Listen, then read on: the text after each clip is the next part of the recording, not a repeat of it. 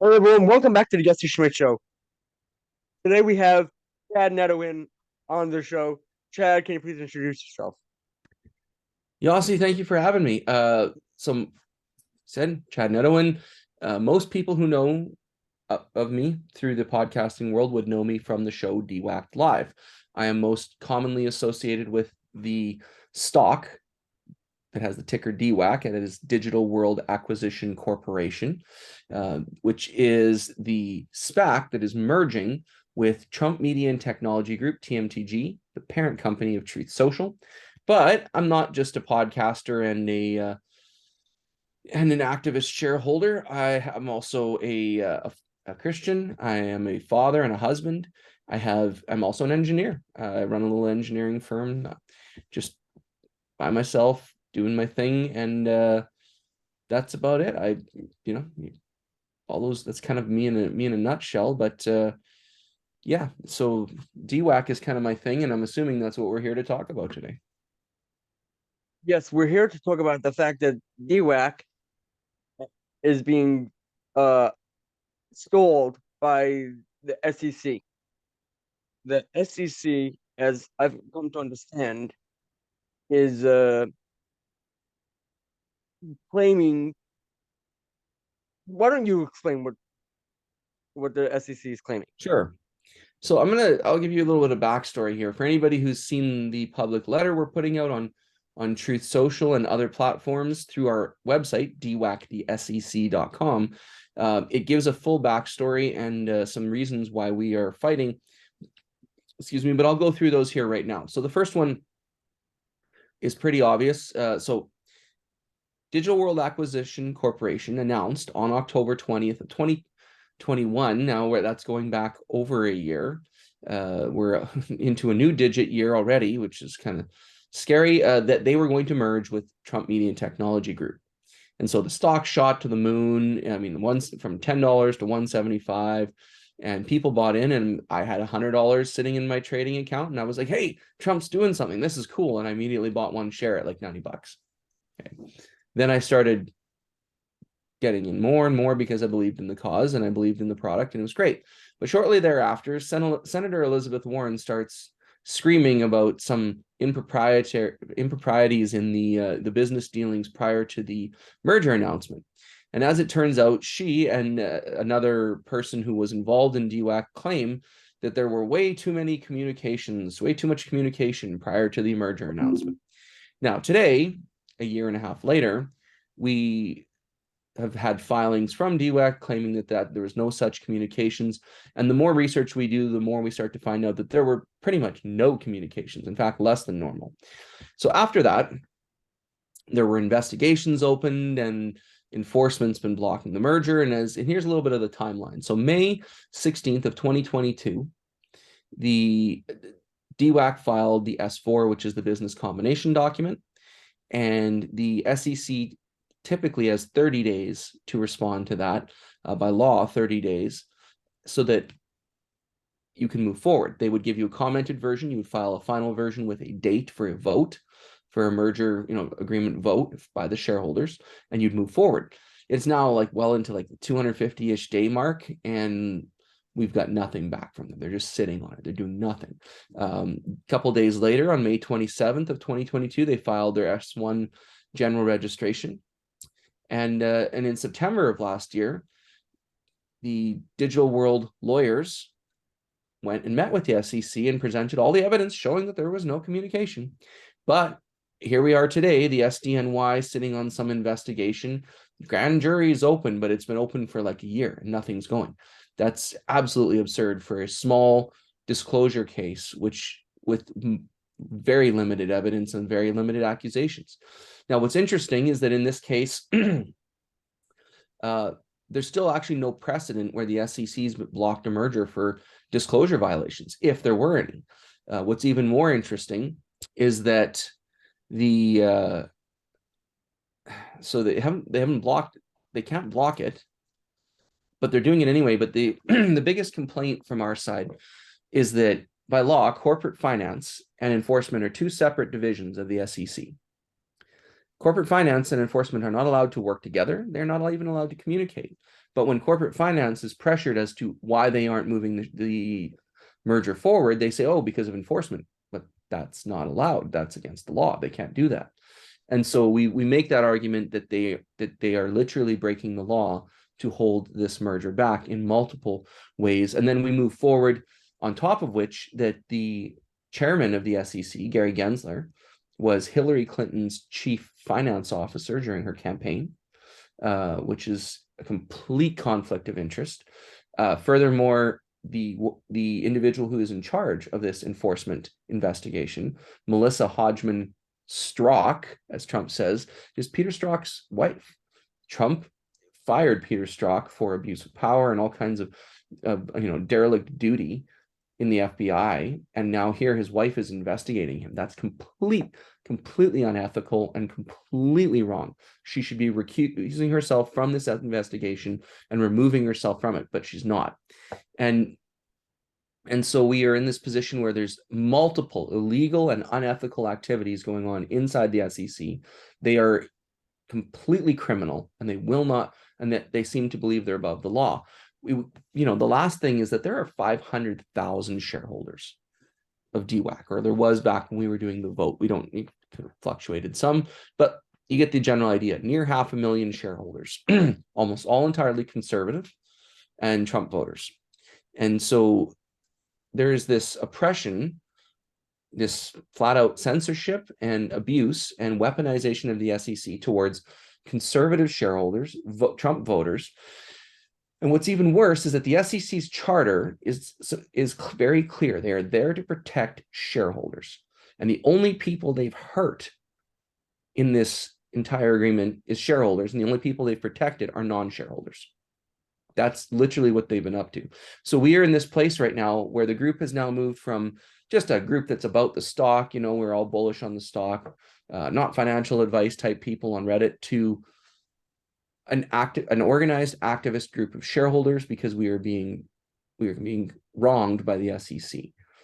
And so that is real. So now if you've seen this letter, which I've just basically described, you can take it, and we're trying to get this letter to the reps, as the GOP has control of the House, so that we can get them to not only target, the DOJ, FBI, and the other 3-letter agencies. We want SEC added to the list, because what other relief do we have? So do you have any reps that said that they will help? We do. Actually, Dan Bishop just sent a letter back to a great DWAC fan member, Mark Willis, and said 2 things. He was the first was that his office would file an official complaint with the SEC on our behalf. So this is better than just coming from a shareholder.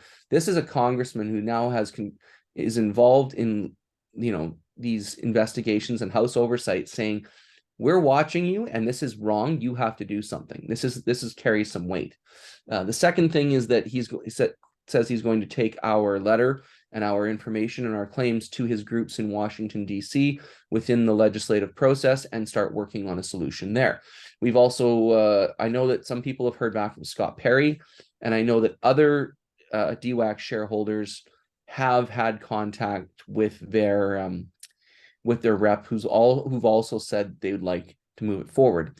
Right now, the team, I got a little piece of intel from someone somewhere that Matt Gaetz would be the guy because he really is in control of these House investigations. He has the most pull. And so we are focused on trying to get as many shareholders to get this letter to Matt Gaetz. This afternoon, I'm going to make a post with a Matt Gaetz specific one in image form so that we can share it everywhere through Truth and get people get it going out there viral. But at the same time, we're going to be doing another action so that we can get people to call and contact his office directly, not just with this letter, but call and actually start to interact. We need to make this a big push because some folks have already got a response back from Matt Gaetz, and that response was, we get 100 calls and emails and letters a day. We will respond, but it's going to take some time. So the trick is out of those 100, if he's getting 5, if it's 5 out of 100 or 20 out of 100, The goal is to be volume. You want him to hear you more than any other concern. And so we are focused on that effort.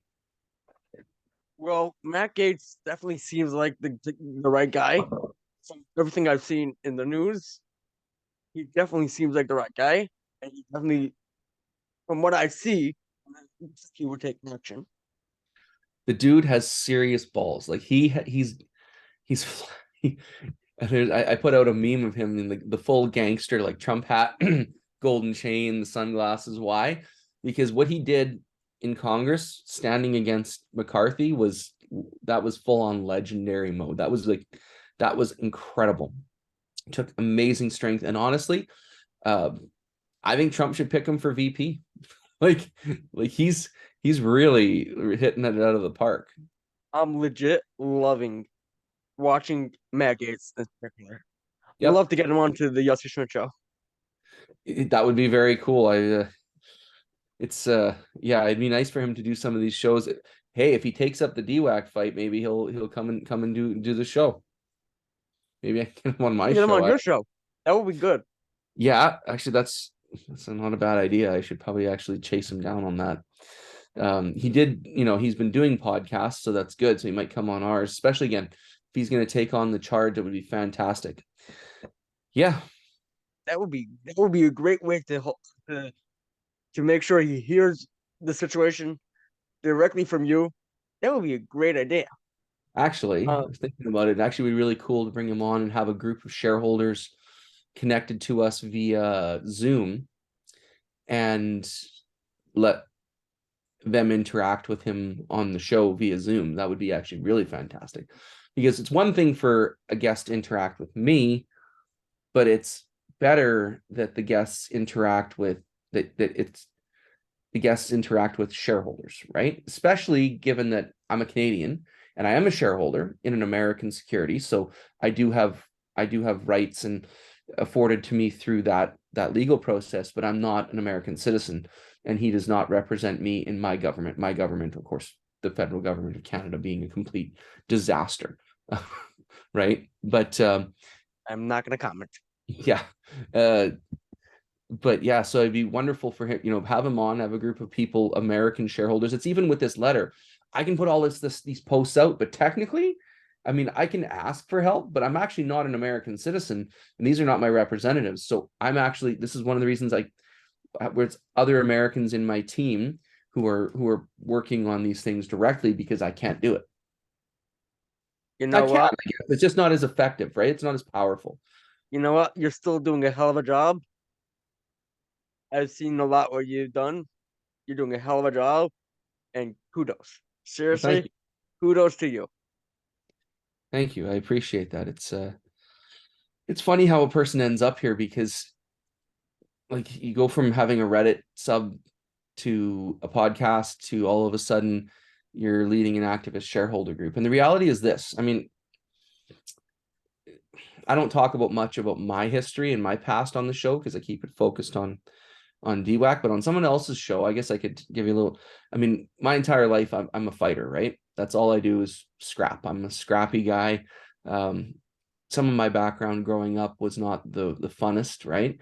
And so I just learned to be a scrapper. And this was one fight where, especially if I see an injustice, if there's an injustice, it's like fight to the death. Right? And there's really a nasty injustice being done here. I've had multiple people contact me.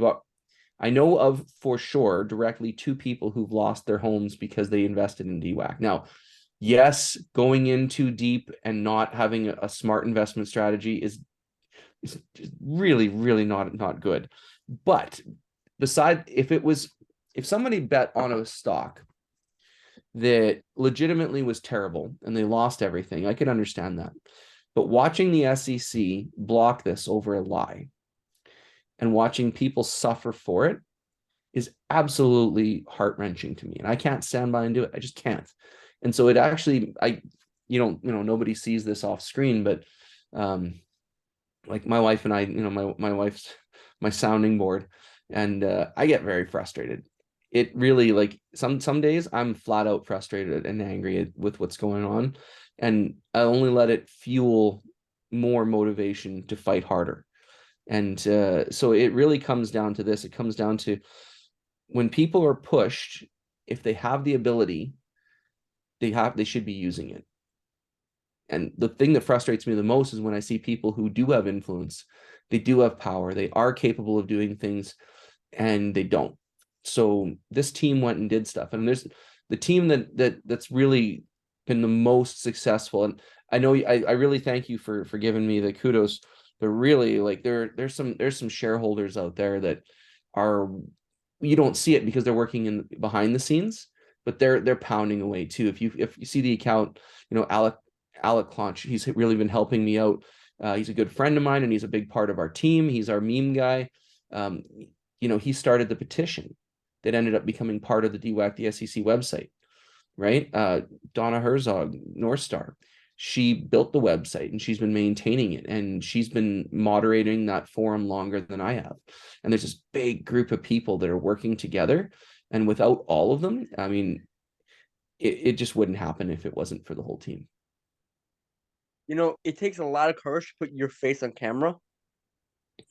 I remember when just to totally sidetrack, when I first started the Yossi Schmidt show, it was not a video podcast. I could never put my face on camera. 5 years ago, when I started TWS, I did not picture I would be doing a video podcast. It takes a lot of guts. So, seriously, kudos to you being the face. Yes, you have a lot of help, but kudos to you for being the face. Well, thank you. And let's take this second to encourage others to do it. I know on Truth, a lot of people like to hide behind a fake name or moniker. They've got a handle, and that's cool. I mean, sometimes a handle actually helps you get more followers than your real name, especially if you've got a cool name like, Drain the Canadian Swamp, who's a friend of mine, right? And some people can't because they'll get fired from their job if people knew who they were. I'm in a unique position that my job is just very unique. I actually can't talk about that part because I'm under contractual obligations. But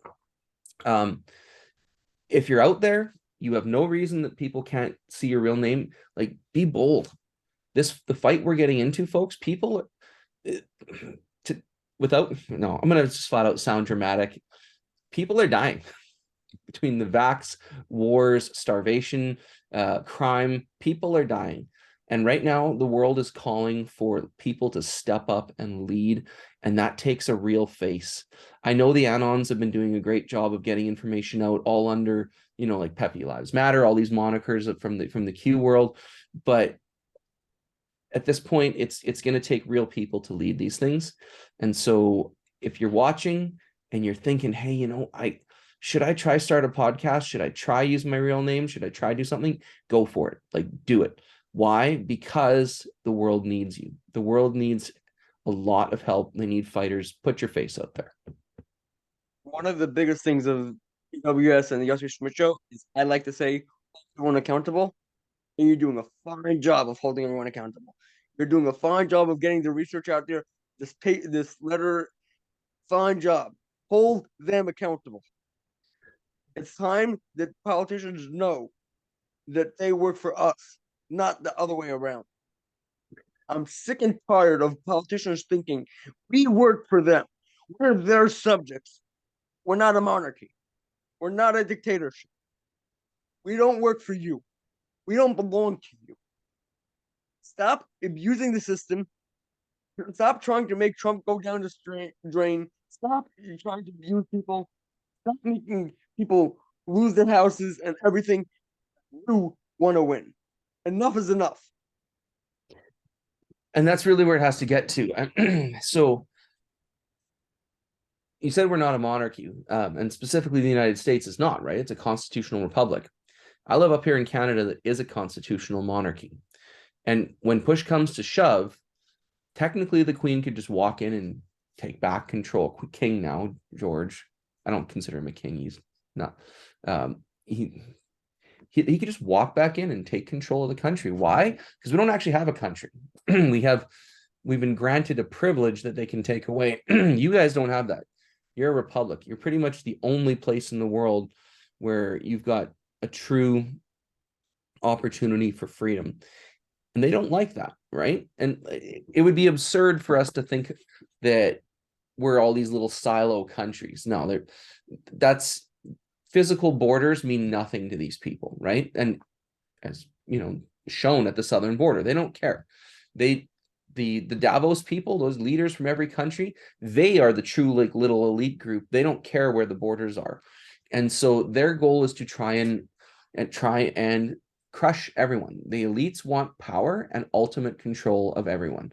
And I mean, obviously, as a Christian, we believe that their goal is to completely remove God from society, because they are, you know, a group of either atheists or Satan worshipers, and they want to remove God from society. And so during the lockdowns, you guys, some of your states had some bad lockdowns, but you know, Australia, Canada, we've had it worse. During the lockdowns, some of us fought, right? Like I kept leading worship on the stage, no restrictions, no masks, no vax, no nothing during the lockdowns, breaking the law, knowing that they could come in and arrest me at any point. Why? Because they work for us. Then I ended up partnering up with a group of people here in Alberta called Take Back Alberta. And there was about 50 core organizers and about 200 captains. And we signed up 25,000 people to sort of through, like, you know how you guys have recall legislation or Yeah. primaries? Within our parties, we can go and we can vote to remove somebody from party leadership, which takes them out of the premier's office. So we signed up 25,000 people to vote in an internal party vote that typically only has 2,000 people. And we removed the WEF leader of the Conservative Party. And then we went and had an election. And unfortunately, the guy I backed didn't win. He was the most freedom-oriented, but the second most freedom-oriented person won. And she's doing a relatively decent job. She's making some mistakes. But now we have a leader who isn't WEF and who is fighting against the WEF and all of their agenda. And it took people standing up and saying, no, at the time, the premier's name was Jason Kenney. No, you are a Bilderberger follower. You are a WEF Davos guy. Your name is on the WEF website. You cannot lead our province. You cannot lock us down. You cannot vaccinate us. And now we have the freest province in Canada because we stood up and For said you. no. Good for you. I'm getting more and more impressed with you. Chad, And you're that a one great again guy. was also a team. That was also a team effort. I was a smaller member of that 50 person organizing team. I mean, I think I only signed up in the high hundreds, maybe like 700 or 800. My sign up numbers got a little weird because I signed up like 100 or 200 directly. And then I sat there doing what I do well, which is social media. I sat on Facebook, and every time the premier would post, I would be the first response underneath his post saying, please go sign up here at the party link to vote him out. And because it's a party link, he couldn't block me because it's part of his party. And then I would find the 20 angriest people in the comments and say, and then put the link underneath and say, hey, you're really pissed off at him? Instead of just getting angry, why don't you sign up here? It's $100. You can come vote and remove him. And I just would do that all day and every day out of the 20, maybe 5 or 10, and I did this for weeks and weeks and weeks on end. And so bad, he actually sent senior party like members to argue with me on Facebook and watch for my post and then argue me underneath. And they lost too, right? And it was hilarious that this kid sitting in his office and it's easy for me, right? Because I'm doing my day job up here. I have 3 screens. I'm doing my day job and I just keep that open on a third screen or on my phone or on my iPad. And it takes 2 minutes every time it happens. Just copy, paste, copy, paste. And there are ways to beat these people. And this is why social media is so important to me, because we can beat them with social media. It's how Trump did it in 2016. We can do it now if they give us a fair playing field. And truth is that fair playing field. Kudos. Kudos. I really, you know how they always take the online meme of being a Chad? Well, the name fits you.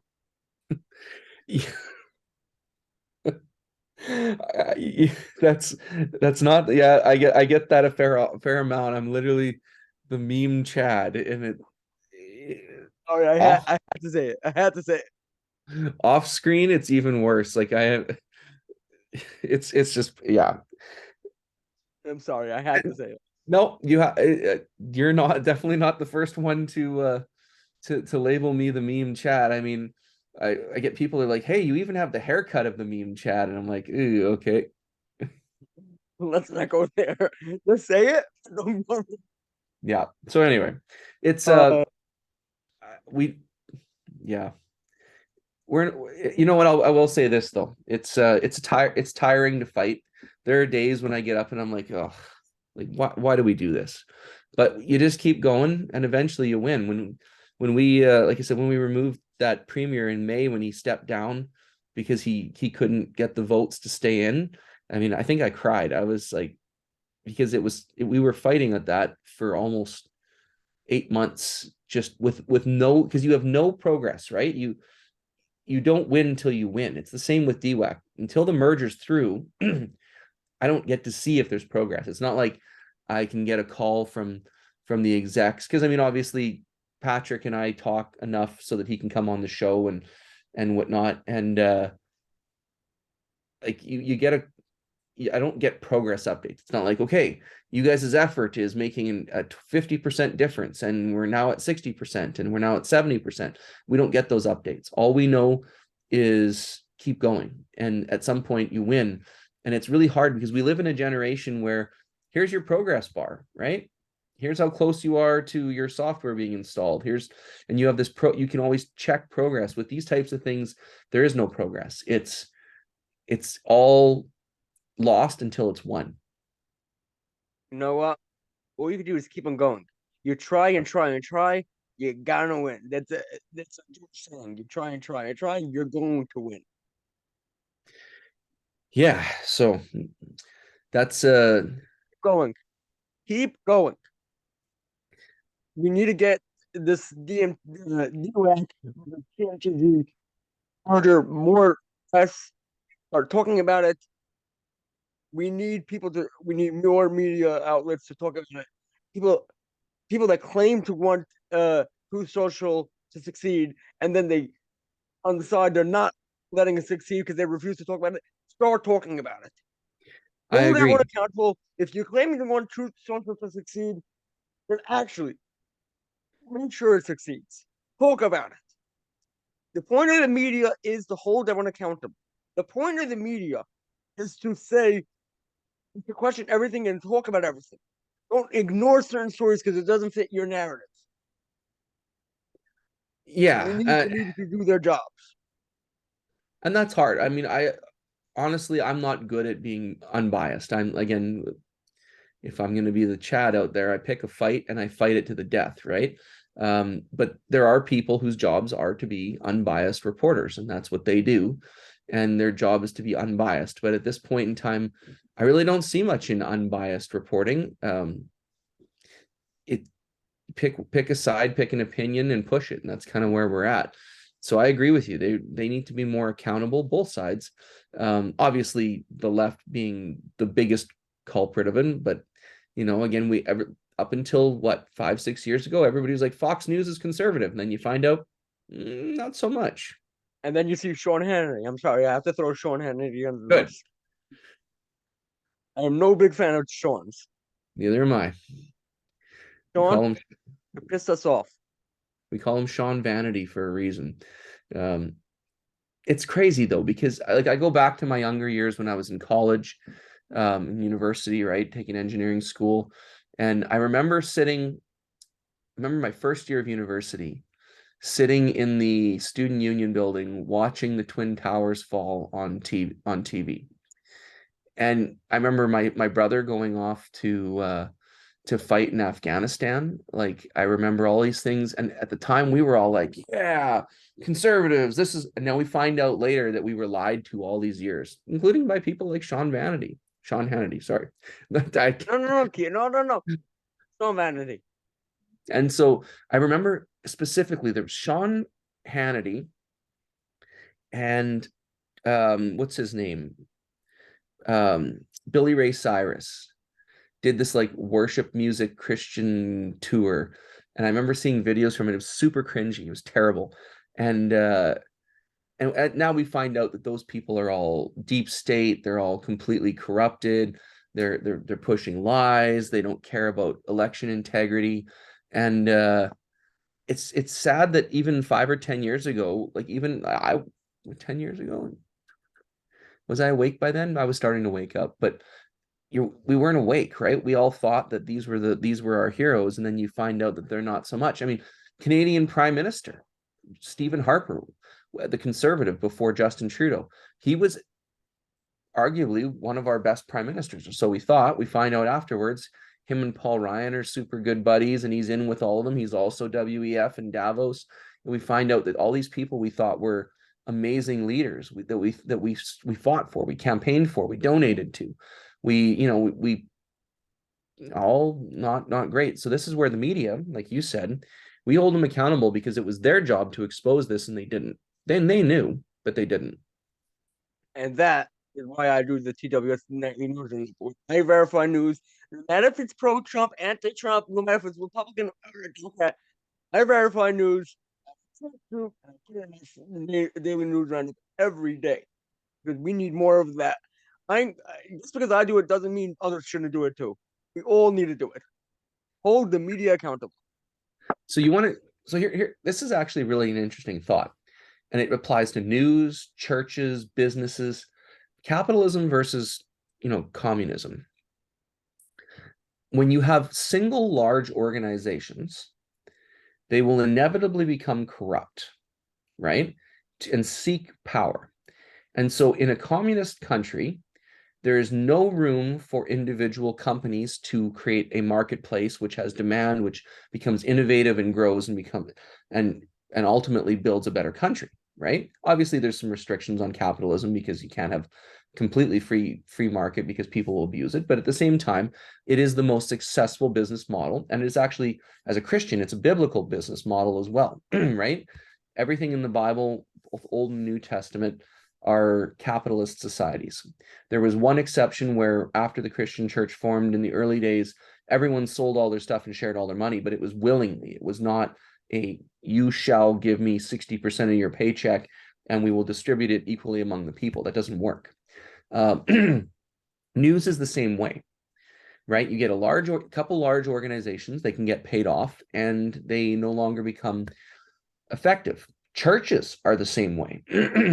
I know lots of people love to beat on Joel Osteen for his big mega church, the Catholic Church. I mean, look at the Pope dropping F-bombs the other day. I don't know if you saw that in the news. The other day, I remember a couple of years ago, see, I remember believing bomb.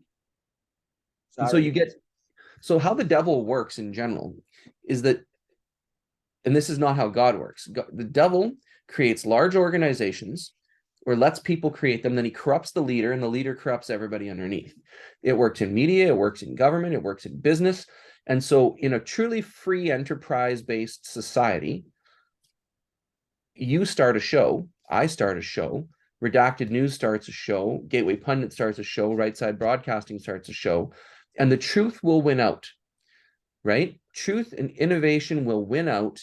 And as long as there's a free world for everybody to keep starting, if you get too big, corrupt, and lousy, you'll crash and somebody will come up. And that's kind of the idea with Truth Social and TMTG. They want to start a news outlet. They want to start a streaming service to take the place of all these terrible CNN's crashing, Netflix is crashing. Like, I don't watch secular TV anymore because it sucks, right? And it's all lies. And so you doing what you're doing and me doing what I'm doing and all these other people starting a podcast, it keeps them honest because there's always somebody waiting in the wings to come up to take over and do better. Churches are the same. As churches get corrupt, all these little small churches stood up against the government and did the right thing, right? The big churches in Canada were literally holding vax clinics in their churches, vaxing people as they came in the door for the government. And so you see the corruption that goes through is only combated by small groups. And this is how, as a Christian, and in religion, how we keep ourselves honest as well, where you can start a small home church, and if the Holy Spirit's moving there, it'll explode. People will get saved, people will be healed, and it will work. And that's I love the ability for people to combat corruption with an alternative. They can combat suppression with an alternative. And that's, yeah. So that's really, when you make that point, that's exactly what we are doing, is combating it with an alternative. And the goal is to get DWAC approved so that we have the money for TMTG and Truth to combat the corrupt censorship of big tech with a large enough alternative that we can actually make a difference. Good. Nicely said. Nicely said. Chad, nicely said. All right, everyone. I hope to see. I don't know if there will be a podcast next week, but there will be a podcast on February 6th, 2023, our anniversary podcast. Stay tuned for that. And everyone have a wonderful, wonderful week. Thank you very much.